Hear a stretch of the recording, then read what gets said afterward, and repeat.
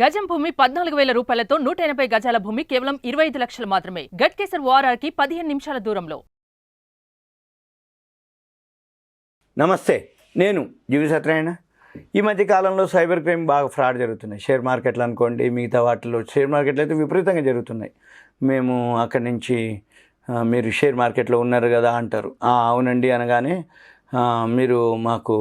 మేము టిప్స్ ఇస్తాము, లేకపోతే మా దాంట్లో చేయండి, మీకు ప్రీ ఐపీఓలు రాకముందే మీకు అలాట్మెంట్ ఇప్పిస్తాం, ఈ ఐపీఓలు వస్తున్నాయి, ఇంత వస్తున్నాయి, అంత వస్తున్నాయి, మీకు అది చేస్తాం ఇది చేస్తాం అని చెప్పేసి చాలా వరకు ఈ మధ్యకాలం విపరీతమైన సైబర్ క్రైమ్లు కంప్లైంట్లు రావడం జరిగింది.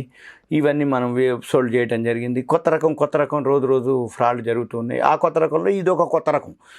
అంటే ఏ విధంగా ఏ రోజు వాళ్ళు నిన్ను మిస్గైడ్ చేస్తారు, ఎలా ఫ్రాడ్ చేస్తారు అనేది తర్వాత తెలుస్తుంది, ముందు తెలియదు.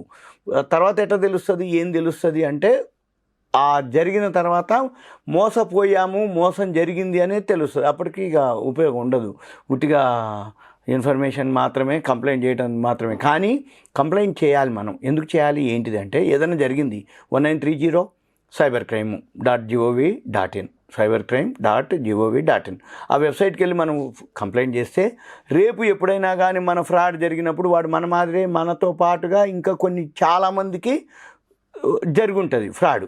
వాడు అదే పనిలో ఉంటాడు కాబట్టి ఆ ఫ్రాడ్ జరిగినప్పుడు వాడిని ఎక్కడో ఒక దగ్గర పట్టుకోవడం జరుగుతుంది. ఆ పట్టుకున్నప్పుడు వాడి బ్యాంక్ అకౌంట్లు సీజ్ చేయటం, తర్వాత వాళ్ళ అంటే ఆ జరిగిన ఫండ్స్ ఏవైతే ఉన్నాయో అవి రికవరీ చేయటం. ఆ రికవరీ చేసినప్పుడు మనం కనుక కంప్లైంట్ కనుక చేసి ఉన్నట్లయితే మనది కంప్లైంట్లో ఉంటుంది కాబట్టి ఆ ఫండ్స్లోంచి ఏం చేస్తారు, మన అమౌంట్ ఇచ్చే అవకాశాలు ఉంటాయన్నమాట. అందుకని ఫ్రాడ్ జరగగానే ఒకవేళ జరిగిన తర్వాత మనం చూసినా మెదలకుండా ఊకోకుండా కంప్లైంట్ చేయటం అనేది ఉత్తమం. కంప్లైంట్ చేస్తే చాలామందికి ఎలా ఉంటుందంటే ఇప్పుడు జరిగింది, ఏదో జరిగింది, ఇక వాడిని పట్టుకున్నారా, కంప్లైంట్ చేస్తే నాకు వస్తాయా, కంప్లైంట్ చేసి మళ్ళీ నేను కొత్తగా మళ్ళీ వాళ్ళు అంటే జనరల్గా ఎక్కువ శాతం అందరికీ ఉండదు ఏమని కంప్లైంట్ చేద్దామని. ఎక్కువ శాతం ఇంకా నష్టపోయాను మళ్ళీ కంప్లైంట్ చేస్తే మాత్రం వస్తాయా అనుకుంటారు. కాదు, కంప్లైంట్ చేస్తే వస్తుందా రాదా అనేది తర్వాత సంగతి. కంప్లైంట్ అనేది అది అన్నమాట. అప్పుడు ఏమైందంటే ఏదైనా జరిగినప్పుడు అంటే రికవరీ జరిగినప్పుడు మనకి ఎప్పుడైనా రావచ్చు, అది టైం పడుతుంది, కానీ వచ్చినప్పుడు వస్తుంది అనేది ఉద్దేశం అనమాట. అయితే దీంట్లో రకరకాల ఫ్రాడ్లు జరుగుతున్నాయి కొత్తగా. ఎలా అంటే ఇప్పుడు మీతోటి ఎవరైతే వాడు ఫ్రాడ్ చేస్తాడో అద్దెకి తీసుకుంటాడు బ్యాంక్ అకౌంట్లు అద్దెకి తీసుకోవటం. అంటే ఏంటిది, ఏమండి మీకు ఈ బ్యాంక్లోకి ఈ నెంబర్ ఇస్తాము, ఈ నెంబర్కి మీరు అమౌంట్ ట్రాన్స్ఫర్ పెడితే మీకు షేర్లు ఇస్తామనో లేకపోతే ఇంకోటి ఏదైనా ఇస్తామో అది చేస్తాం. మీకు ఏదైతే బిజినెస్ ప్రలోభం చేసిండో అంటే వస్తుంది అని అత్యధిక లాభాలు ఏవైతే చూపిస్తుండో రెంట్ అకౌంట్లు ఉంటాయి అంటారు. ఈ రెంట్ అకౌంట్లకి ఏంటిదంటే సింపుల్గా తోపుడు బండ్లను, టీ స్టాల్స్, చిన్న వాళ్ళు ఉంటే వాళ్ళకి ఏం చేస్తారంటే వాళ్ళ బ్యాంక్ అకౌంట్ వాళ్ళ ఫోన్ నెంబర్ తీసుకుంటారు. ఫోన్ నెంబర్ తీసుకొని నీకు ఖాతాకి ఇన్ని పైసలు వస్తాయి, వచ్చినాక నువ్వు నాకు చెప్తే నేను ఒక 5%, 10%, 2-3%, 1 లక్ష వచ్చింది అనుకో 2,000, 3,000, 1,000 ఇస్తామని చెప్పేసి ముందు మాట్లాడుకుంటారు. 2,000, 3,000, 5,000 వాళ్ళని బట్టి మాట్లాడుకొని ఖాతాలో పడింది అనగానే వాళ్ళ పైసలు పోని మిగిలిందే మళ్ళీ వీళ్ళు మార్చేసుకుంటారు.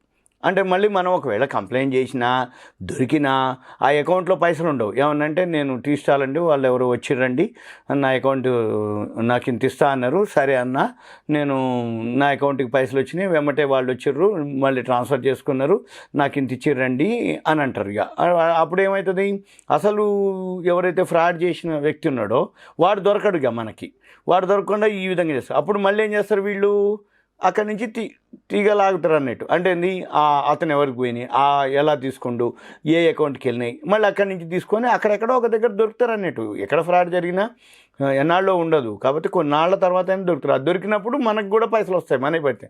ఇప్పుడు ఇంకో రకమైన ఫ్రాడ్ ఏంటిది అంటే వర్క్ ఫ్రమ్ హోమ్ అనమాట. ఏం చెప్తారు, ఇప్పుడు డేటా దొరుకుతుంది. ఇప్పుడు హైదరాబాద్ ఎక్కడైనా కొన్ని పైసలు ఇచ్చేస్తే సాఫ్ట్వేర్ ఎంప్లాయీస్ డేటా అని, ఇప్పుడే బీటెక్ అయిపోయిన, ఎంబీఏ అయిపోయింది, బీకామ్ అయిపోయింది, డిగ్రీ అయిపోయింది, ఇప్పుడే అయిపోయిన అంటే స్టూడెంట్స్ డేటా దొరుకుతుంది. వాళ్ళు ఏం చేస్తారు, టెలికాలర్లను పెట్టి ఇప్పుడు మీరు అయిపోయింది కదా, జాబు మా దగ్గర ఉన్నాయండి, మీరు ఏం చేయొద్దు, వర్క్ ఫ్రమ్ హోమ్ జాబ్ ఇస్తాం, ఈ వర్క్ ఫ్రమ్ హోమ్ జాబ్లో మీరు సింపుల్గా ఒక మెసేజ్ వస్తుంది ఫస్ట్ మనకి, ఆ వాట్సాప్ మెసేజ్ వస్తుంది. దాన్ని చేయగానే మీకు వర్క్ ఫ్రమ్ హోమ్ ఆపర్చునిటీ ఉంది, మీరు దీని మీద లింక్ క్లిక్ చేస్తే మీకు 10,000 నుంచి ఒక 2 లక్షల వరకు మీకు శాలరీలు వస్తాయి, అవి ప్లాన్స్ ఉంటాయని చెప్తారు. చెప్పగానే ఓకే అని వీళ్ళు ఏం చేస్తారు, ఆ ప్లాన్స్ మీద క్లిక్ చేస్తారు. అయితే వాళ్ళు ఏం చేస్తారు, ఈ ప్లాన్స్ మీద క్లిక్ చేసినాక మీరు ఇన్నిసార్లు క్లిక్ చేయాలి, ఇంత చేయాలి, అంత చేయాలి అని చెప్తారు. అని చెప్పినాక ఇక కొన్నాళ్ళకి అంటే రోజు చేసినాక వాళ్ళకి ఏం చేస్తారు, మీకు ఇన్ని పైసలు వస్తాయి, అన్ని పైసలు వస్తాయి అని చెప్పేసి ఇక మొదలు పెడతారు. మీరు ఇంత పెట్టండి, అంత పెట్టండి అంటారు. ఇక వాళ్ళు ఏం చేస్తారు, ఇక ఇన్నిసార్లు క్లిక్ చేసినాక తర్వాత ఇక 50,000 అని, 10,000 అని, 20,000 అని, లక్ష అట్లా ఇస్తూ పోతారు. ఇక చివరికి ఒక దగ్గర మనం విత్డ్రా చేద్దామని అనుకుంటాం. మీరు చేస్తున్న కొద్దీ పైసలు వస్తాయని చెప్తారు. మళ్ళీ మీకు చేస్తున్న కొద్దీ పైసలు వస్తాయి, మీరు ఇంత కడితే ఇంత వస్తుంది, అంత వస్తుంది, క్లిక్ చేయండి అని చేపిస్తారు. ఇక చేపించి చివరికి ఏమవుతుంది, ఇక మనకు ఒక దగ్గర విత్డ్రా చేసుకోవాలని అనుకుంటాం. అక్కడ స్టార్ట్ అవుతుంది, అప్పటిదాకా నడుస్తుంటుంది. అప్పుడు విత్డ్రా చేద్దాం అనుకోగానే ఇంకా విత్డ్రా కాదు. విత్డ్రా కావాలంటే ఇక మనం ట్రై చేసినా అది ఉపయోగం ఉండదు. వెంబటే వాడేమంటాడు, వానికి అర్థమైపోద్ది ఇంకా విత్డ్రా కోసం మనం అడిగినామంటే ఇంకా ఆ ఫోను డిస్కనెక్ట్ అవ్వటం, ఇక తర్వాత వాళ్ళ నుంచి రెస్పాన్స్ ఉండదు అన్నట్టుగా.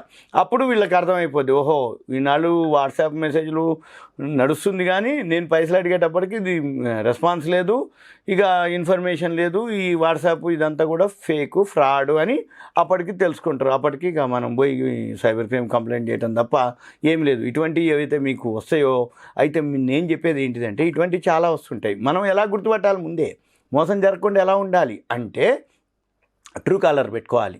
ట్రూ కాలర్ పెట్టుకొని కాల్ వచ్చేటప్పుడే రెడ్ కలర్లో వస్తుంది, ఒక రౌండ్ సింబల్ మాదిరి వచ్చి రెడ్ కలర్లో వస్తుంది.